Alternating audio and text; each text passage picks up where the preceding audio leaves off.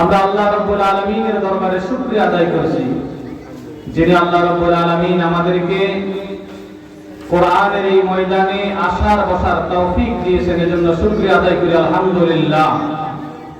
লাখো কোটি দুরূদ এবং সালাম আল্লাহর সৃষ্টির প্রধান আকর্ষণ আফতাবে নবুয়ত শাহানশাহে রিসালাত আল্লাহর আখিরি নবী নূর নবীজি মুহাম্মদুর রাসূলুল্লাহ সাল্লাল্লাহু আলাইহি ওয়াসাল্লামের প্রতি মহান আল্লাহ রাব্বুল আলামিন, যিনি নবীকে আজ থেকে ১৫০০ বছর আগে সর্বশেষ এবং সর্বশ্রেষ্ঠ নবী এবং রাসূল করে এই দুনিয়াতে প্রেরণ করেছেন। বলেন না সুবহানাল্লাহ। যিনি নবীর পরে আর কোন প্রকার নবী কিংবা রাসূল এই পৃথিবীতে আসে নাই, অবশ্যই এখনো নাই, কিয়ামত পর্যন্ত আসবে। আমরা হলাম আল্লাহর আখিরি নবীর আখিরি উম্মত, ঠিক কিনা বলেন? সম্মানিত হাজিরিন, সময় যতটুকু আছে সংক্ষেপে আপনাদের সামনে মাতা পিতার ফজিলত সম্পর্কে কিছু কথা বলবো, আল্লাহ যদি তৌফিক দান করে বলি আমিন। আল্লাহ রাব্বুল আলামিন বলেন, وَوَصَّيْنَا الْإِنسَانَ بِوَالِدَيْهِ حَمَلَتْهُ أُمُّهُ وَهْنًا عَلَى وَهْنٍ وَفِصَالُهُ فِي عَامَيْنِ أَنِ اشْكُرْ لِي وَلِوَالِدَيْكَ إِلَيَّ الْمَصِيرُ। জোরে বলেন আল্লাহু আকবার। আল্লাহ রাব্বুল আলামিন বলেন, হে মানুষেরা, আমি আল্লাহ রাব্বুল আলামিন তোমাদেরকে ওসিয়ত করতেছি। ওসিয়ত করতেছেন কে? কাদের ব্যাপারে? মাতা পিতার ব্যাপারে আমি আল্লাহ তোমাদেরকে ওসিয়ত করতেছি। হামালাতুহু উম্মুহু ওয়াহনান আলা ওয়াহনিন, তুমি যে পৃথিবীতে আগমন করলা, আকাশ থেকে এমনি এমনি তুমি দুনিয়ার জমিনে পড়ে যাও না। হে মানুষ, তোমার মা তোমাকে কষ্টের পর কষ্ট স্বীকার করে তার গর্ভে তোমাকে তিনি ধারণ করেছেন। সুবহানাল্লাহ।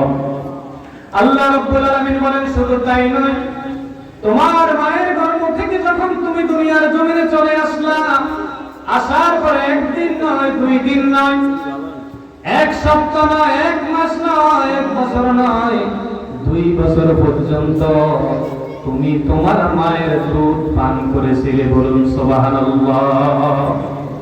সুতরাং আল্লাহ রাব্বুল আলামিন বলেন, আনিশকুরলি, হে আমার বান্দা, আমি আল্লাহর শুকরিয়া আদায় করো। আমরা যে যে অবস্থায় আছি শুকরিয়া আদায় করব কার? প্রশংসা করব কার? সব সময় শুকরিয়া আদায় করতে হবে কার? আল্লাহ রাব্বুল আলামিন বলেন, আনিশকুরলি, আমি আল্লাহর শুকরিয়া আদায় করো। ওয়ালিদাইকা, এবং তোমার মাতা পিতার প্রতিও তোমরা কৃতজ্ঞতা প্রকাশ করো। সুবহানাল্লাহ বলেন। কিন্তু আমার বাবারা, এই সমাজের মধ্যে বর্তমানে লক্ষ্য করলে দেখা যায় মা বাবা কত কষ্ট করে সন্তান লালন পালন করে, ঠিক কিনা বলেন? এই সন্তান বড় হয়ে যাওয়ার পরে মাকেও চিনে না, বাবাকেও চিনে না, ঠিক কিনা বলেন? মনে করে সে আকাশ থেকে পড়ে এমনি এমনি বড় হয়ে গিয়েছে। এমন ধরনের সন্তান বর্তমানে আছে না নাই? আল্লাহ রাব্বুল আলামিন বলেন, আনিশকুরলি, 1 নম্বরে শুকরিয়া আদায় করো আমি আল্লাহর। ওয়ালিদাইকা, তোমার মাতা পিতার শুকরিয়া আদায় করো, তাদের প্রতি কৃতজ্ঞতা প্রকাশ করো। আর তুমি কৃতজ্ঞতা প্রকাশ করো আর না করো, ইলাইয়াল মাসির, এমন একটি দিন আসবে সেই দিন তুমি আমি আল্লাহর কাছে চলে আসা লাগবে। মাও চলে যায়, বাবাও, ছেলেও চলে যায়, মেয়েও। কেউ এই দুনিয়ার জমিনে চিরস্থায়ী থাকতে পারে? পারার কোনো সুযোগ আছে কিনা? এজন্য আমার বাবারা, 1 নম্বরে শুকরিয়া আদায় করতে হবে একজনের। জবান খুলে আওয়াজ করে বলতে হবে, তিনি কে? তিনি কে? আল্লাহ রাব্বুল আলামিন বলেন, ওয়াকাদা রাব্বুকা আল্লা তা'বুদু ইল্লা ইয়্যাহু ওয়া বিল ওয়ালিদাইনি ইহসানা। জোরে আকবার। আল্লাহ রাব্বুল আলামিন বলেন ওয়া ক্বাদা রাব্বুকা আল্লা তা'বুদু ইল্লা ইয়্যাহ, এক নম্বরে একমাত্র শুধুমাত্র ইবাদত করতে হবে একজনের। জবান খুলে বলেন তিনি কে?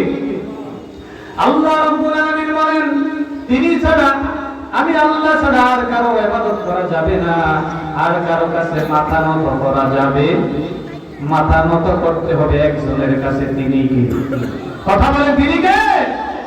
আল্লাহ ছাড়া অন্য কারো কাছে মাথা নত করা যাবে, আল্লাহ ছাড়া অন্য কারো বিধান মানা যাবে, আল্লাহ ছাড়া অন্য কারো হুকুম মানাও যাবে, হুকুম মানতে হবে একজনের। তিনি কে?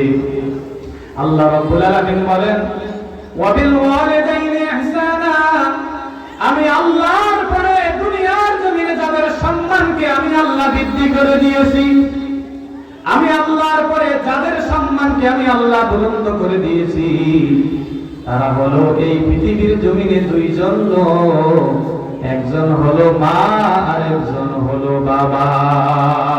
সুবহানাল্লাহ বলেন। আল্লাহ রাব্বুল আলামিন বলেন আমি আল্লাহর ইবাদতের পরে দুই নাম্বার কাজ হলো তোমরা তোমাদের মায়ের সাথে বাবার সাথে ভালো আচরণ করবা। কে বলেছেন? কি করার জন্য? মা বাবার সাথে ভালো আচরণ করার জন্য। আল্লাহ রাব্বুল আলামিন বলেন ইন্না ইয়াবলুগান্না ইনদাকাল কিবারা আহাদুহুমা আও কিলাহুমা উফিউ। আল্লাহ রাব্বুল আলামিন বলেন তোমাদের মা এবং বাবা এই দুইজনের মধ্যে যদি একজনকে তোমরা জীবিত অবস্থায় পাও, অথবা দুইজনকে যদি জীবিত অবস্থায় পেয়ে যাও, তারা যখন তোমাদেরকে আদেশ করে, অর্ডার করে, তাদের কথা শোনার পরে তোমরা উফ শব্দটা পর্যন্ত উচ্চারণ করতে পারবে না। ওয়ালা তানহারহুমা, মায়ের সাথে ধমক দিয়ে কথা বলা যাবে না, বাবার সাথে ধমক দিয়ে কথা বলা যাবে না। কিন্তু বর্তমান সমাজের দিকে যদি লক্ষ্য করেন তাহলে দেখা যাবে স্ত্রীর কথা শুনে এমন সন্তানও আছে মায়ের গায়ে আঘাত করে, বাবার গায়েও আঘাত করে, এমন বেয়াদব সন্তান বর্তমানে আছে না? আছে কিনা? আল্লাহ রাব্বুল আলামিন বলেন মা বাবার সাথে ভালো আচরণ করো, তাদের সাথে ধমক দিয়ে কথা বলা যাবে না। তারা আদেশ দিলে নামাজ পড়া যেমন ফরজ, মা এবং বাবার কথা অনুযায়ী চলা এরকম ফরজ। এটা ফরজ করে দিয়েছেন কে? আল্লাহ রাব্বুল আলামিন বলেন তোমার মা এবং বাবা যখন এই দুনিয়ার জমিন ছেড়ে চলে যায়, তাদের জন্য আল্লাহর কাছে দোয়া করো। দোয়া কোরআনের মধ্যে শিখিয়ে দিয়েছেন কে? আল্লাহ রাব্বুল আলামিন বলেন ওয়া কুর রাব্বিরহামহুমা কামা রাব্বায়ানি সাগীরা। রাব্বুল আলামিন বলেন যখন তোমাদের মা এবং বাবা এই দুনিয়ার জমিন ছেড়ে চলে যায়, তাদের জন্য তোমরা আল্লাহর কাছে দোয়া করো। সুবহানাল্লাহ বলেন। কি করে দোয়া করো? আয় রব্বুল আলামিন, আমার মা এবং বাবা ছোট্ট অবস্থায় কষ্টের পর কষ্ট স্বীকার করে যেমনই বাবায়ে আমাকে লালন পালন করেছে, আমি যখন শীতের রাত্রিতে বিছানার মধ্যে প্রস্রাব করে দিতাম, আমার মা প্রস্রাবের উপরে নিজে শুইত, আমাকে প্রস্রাবের উপরে না শোয়া কাপড়ের আসন বিছায়া কোলের মধ্যে বুকি করে নিয়ে শুইত। এমন আমার মা, যেই মা কবরে আজকে চলে গেছে, যেই মা আমাকে কষ্ট করে লালন পালন করলো, আয় আল্লাহ আজকে আমার সেই মা এই দুনিয়ার জমিনে নাই।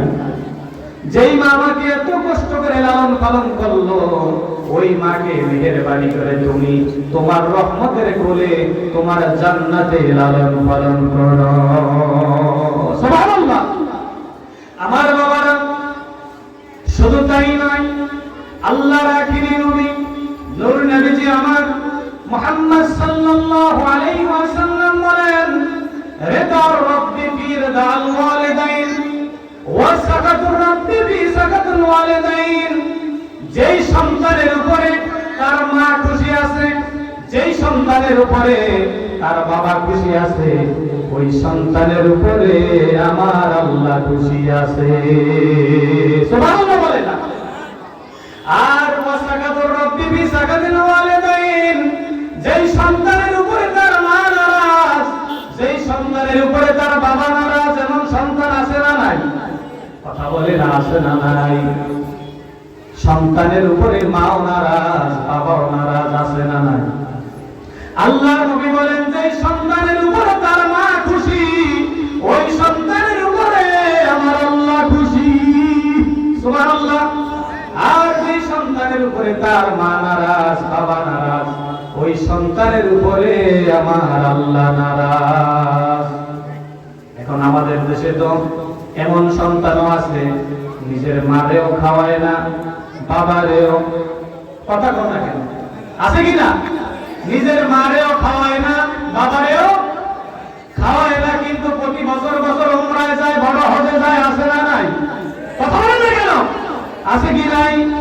আল্লাহ নবী বলেন যেই সন্তানের উপরে তার মা রাজি নাই, যেই সন্তানের উপরে তার বাবা রাজি নাই, ওই সন্তানের উপরে আমার আল্লাহ রাজি নাই।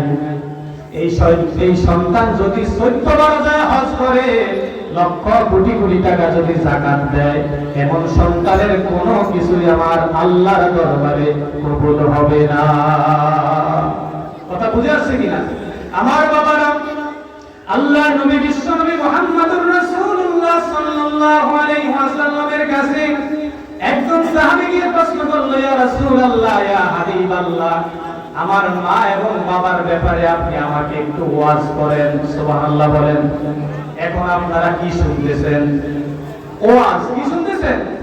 সাহাবী বলল, ইয়া রাসূলুল্লাহ, আমার মা বাবার ব্যাপারে আমাকে একটু ওয়াজ করেন। আল্লাহ নবী উত্তর করলেন, আমার সাহাবী, হুমা জান্নাতুকা। সুবহানাল্লাহ বলেন। হে আমার সাহাবীরা, শোনো, তোমার মা এবং বাবা যদি জীবিত থাকে, তোমার ঘরের মধ্যে আল্লাহর জান্নাত আছে। সুবহানাল্লাহ বলেন। তোমার মা এবং বাবার সাথে যদি ভালো আচরণ করো, তাদের সাথে যদি তুমি ভালো ব্যবহার করো, তাদের যদি তুমি নিয়মিত খোঁজ খবর রাখো, তাদের বৃদ্ধ অবস্থায় যদি তাদের খেয়াল তুমি ঠিকঠাক মতো রাখো, তাহলে তোমার মা বাবা তোমার প্রতি খুশি হবে, আর আরশের মালিক আল্লাহ তোমার প্রতি খুশি হয়ে যাবে। সুবহানাল্লাহ। আল্লাহ নবী বললেন, ওয়ানারুকা, তোমার মা এবং বাবা তোমার জন্য জাহান্নামে যাওয়ার কারণ হতে পারে। আমার বাবারা, এই দেশের মধ্যে বর্তমানে লক্ষ্য করলে দেখা যায়, বাবা কষ্টের পর কষ্ট স্বীকার করে সন্তানকে ভালো একটা দেশে বিদেশে পাড়ি জমায়া দিছে। সন্তান বিদেশে যায় লক্ষ লক্ষ টাকা ইনকাম করে, বাড়িতে বৃদ্ধ বাবার কাছে কোনো খোঁজ খবর রাখে না, মায়ের সাথেও যোগাযোগ রাখে না, বিবি সাহেবের নামে অ্যাকাউন্ট বানায় ওইখানেই সব কিছু দেয়। এমন কপাল করা সন্তান কি দক্ষিণ লড়েশ্বরে নাই? ওমা আছে এদিকেও। আল্লাহ নবী সাল্লাল্লাহু আলাইহি ওয়াসাল্লাম বলেন, হুমা জান্নাতুকা, তোমার মা হলো তোমার জন্য জান্নাত। যদি তুমি তোমার মায়ের সেবা করে আল্লাহকে সন্তুষ্ট করতে পারো। সুবহানাল্লাহ। আর আমার মুরব্বি বাবারা, যুবক বন্ধুরা, কোন কারণে যদি মা এবং বাবা তোমার প্রতি আমার প্রতি নারাজ হয়ে যায়, যত ইবাদত করব, কোন ইবাদত আমার আল্লাহর কাছে কবুল হবে না। আল্লাহ নবী সাল্লাল্লাহু আলাইহি ওয়াসাল্লামের কাছে এক সাহাবী গেল, গিয়ে বলল, ইয়া রাসূলুল্লাহ, ইয়া হাবিবাল্লাহ, নবী, আমার মা বাবা যখন জীবিত ছিল, তাদের সাথে আমি তেমন ভালো ব্যবহার করতে পারি না। মা এখন নাই, বাবা এখন নাই, আমি তো আল্লাহর দরবারে আসামি হয়ে গেলাম। এখন আমার নামটা কিভাবে আসামির দরবার থেকে কাটাইতে পারি? ইয়া রাসূলুল্লাহ, আমাকে একটা বুদ্ধি বাতায়া দেন। আল্লাহ নবী সাল্লাল্লাহু আলাইহি ওয়াসাল্লাম বললেন, আমার সাহাবীরা শোনো, মা এবং বাবার জন্য বেশি বেশি পরিমাণে নিয়মিত দোয়া করো। সুবহানাল্লাহ বলেন। মায়ের কবরের কাছে যাও, বাবার কবরের কাছে যাও, চোখের পানি ফালায়া ফালায়া আল্লাহর কাছে দোয়া করো। তুমি দোয়া করতে করতে এমন পর্যায়ে চলে যাবে, আল্লাহ এক পর্যায়ে তোমার দোয়াটা কবুল করে নিবে। আল্লাহ যখন তোমার দোয়া কবুল করে নিবে, তখন গুনাহগারের নাম থেকে আল্লাহ তোমার নামটা কাটায়া হাত্তা ইয়াকতুবুল্লাহু বাররান, আল্লাহ তোমার নামটা নেককার সন্তানের খাতায় উঠায়া দিবে। কি করলে? কথা বলো। দোয়া করলে। কি করলে? আজকাল সন্তান থাকে ঢাকায়, বছরে 2 বার আসে। কথা বলেন না কেন? ঈদের নামাজ কোন রকম পড়ে, বিকাল বেলা লঞ্চে আবার রওনা দিয়ে চলে যায় গন্তব্যস্থানে। ওই যে বাড়ির কাছে বাগদানের নিচে মায়ের কবর, বাবার কবর, এমন কবর পড়া সন্তান একবারও মা বাবার কবরের কাছে যায় দাঁড়াবার সময় পায় না। ঠিক কিনা বলেন? এরা হলো কপাল পড়া সন্তান। আল্লাহ আমাদেরকে এই ধরনের বদ আমল থেকে হেফাজত করেন বলি আমিন।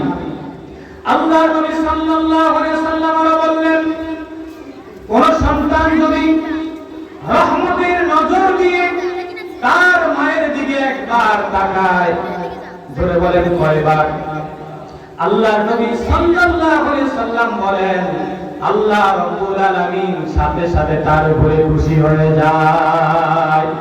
আল্লাহ খুশি হয় তার আমলনামায় একটি মকবুল হজের সওয়াব দান করে দেয়। সুবহানাল্লাহ বলেন। সাহাবী আবার প্রশ্ন করলেন, ইয়া রাসূলুল্লাহ, ইয়া হাবিবাল্লাহ, আমি যদি আমার মায়ের দিকে 2 বার তাকাই আল্লাহ আমাকে কি দিবে? আল্লাহ নবী বললেন, আমার সাহাবীরে শোনো, যে ব্যক্তি তার মায়ের দিকে রহমতের নজর দিয়া 2 বার তাকাবে, আল্লাহ তাকে 2টি হজের সওয়াব দান করে দিবে। সাহাবী আবার বললেন, ইয়া রাসূলুল্লাহ, ইয়া হাবিবাল্লাহ, কোন মানুষ যদি তার মায়ের চেহারার দিকে রহমতের নজর দিয়া 100 বার দৈনিক তাকায়, আল্লাহ তাকে কি দিবে?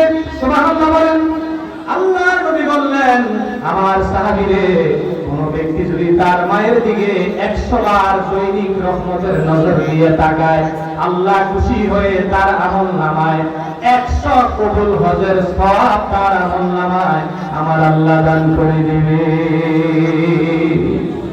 তাহলে সর্বশেষ কথা হলো, নামাজ যেমন ফরজ, মা বাবার সেবা করা ওই রকম। কথা বলেন। নামাজ যেমন ফরজ, মা বাবার খেদমত করা ওই রকম ফরজ। আপনি যদি রাতের বেলা নামাজে দাঁড়ান, নফল নামাজে, এমন সময় যদি আপনার মা আপনাকে ডাকে, কই রে বাবা, কই রে বাবা, কই রে বাবা, আপনি নামাজের নিয়ত ছেড়ে দিয়ে আগে আপনার মায়ের ডাকে সাড়া দেওয়ার কথা বলা হয়েছে। কথা বুঝে আসছে কিনা? এজন্য আমার বাবারা, আপনি হাজী সাহেব হইলে, বড় হুজুর হইলে, মাওলানা সাহেব হইলে, পীর সাহেব হইলে, দরবেশ হইলে, হাজী নাম ফুটাইলে কোনো লাভ হবে না যদি আপনার মায়ের সেবা না করেন, বাবার সেবা না করেন। ঠিক কিনা বলেন? যাদের প্রতি মা বাবা রাজি নাই, এরা যত ইবাদত করুক কোনো কাজে আল্লাহ আমাদেরকে বোঝার তৌফিক দান করেন, আমল করার তৌফিক দান করেন। আমার বাবারা, আল্লাহ নবী বিশ্বনবী মুহাম্মদুর রাসূলুল্লাহ সাল্লাল্লাহু আলাইহি ওয়াসাল্লাম বলেন, এমন কিছু পাপ আছে, এমন কিছু গুনাহ আছে, যেই গুনাহগুলোর শাস্তি আল্লাহ রাব্বুল আলামিন আখিরাতে তো দিবেই, দুনিয়ার জমিনেও ওই পাপের শাস্তি আল্লাহ দিয়া দেখায়া দেয়। সেটা কি? সেটা হলো, কোন সন্তান যদি তার মায়ের গায়ে হাত তোলে, কোন সন্তান যদি তার বাবার গায়ে হাত তোলে, কোন সন্তান যদি তার মায়ের সাথে বেয়াদবি করে, খারাপ ব্যবহার করে, কোন সন্তান যদি তার বাবার সাথে খারাপ আচরণ করে, আল্লাহর নবী সাল্লাল্লাহু আলাইহি ওয়াসাল্লাম বলেন, এমন সন্তান, এই সন্তানের জন্য আল্লাহর পক্ষ থেকে দুনিয়ার জমিনে থাকা অবস্থায় আল্লাহ তার উপরে আযাব নাযিল করে দেয়। বলেন নাউযুবিল্লাহ। আপনি খোঁজ নিয়ে দেখবেন, যে সন্তানগুলো মায়ের সাথে, বাবার সাথে খারাপ আচরণ করেছে, বৃদ্ধকালে তাদের সন্তান দিয়ে আল্লাহ আবার তাদেরকে শিক্ষা দেয়। কথা বলেন ঠিক নয় কি? আল্লাহ আমাদেরকে বোঝার তৌফিক দান করেন, আমল করার তৌফিক দান করেন। তাহলে নামাজ যেমন ফরজ, মা বাবার খেদমত করো একই রকম ফরজ। নামাজ যেমন আল্লাহর হুকুম, মা বাবার খেদমত করো আল্লাহর হুকুম। ঠিক কিনা বলেন? মুরব্বী যারা আছেন, আপনাদের যাদের মাতা পিতা দুনিয়ায় নাই, বেশি বেশি করে মা এবং বাবার জন্য দোয়া করতে হবে। আর যুবক যারা আছেন, মা বাবার সাথে কখনোই বেয়াদবি আচরণ করা যাবে। আল্লাহ আমাদেরকে কথাগুলো মেনে আলোচনা বুঝে বাস্তব জীবনে আমল করার তৌফিক দান করেন।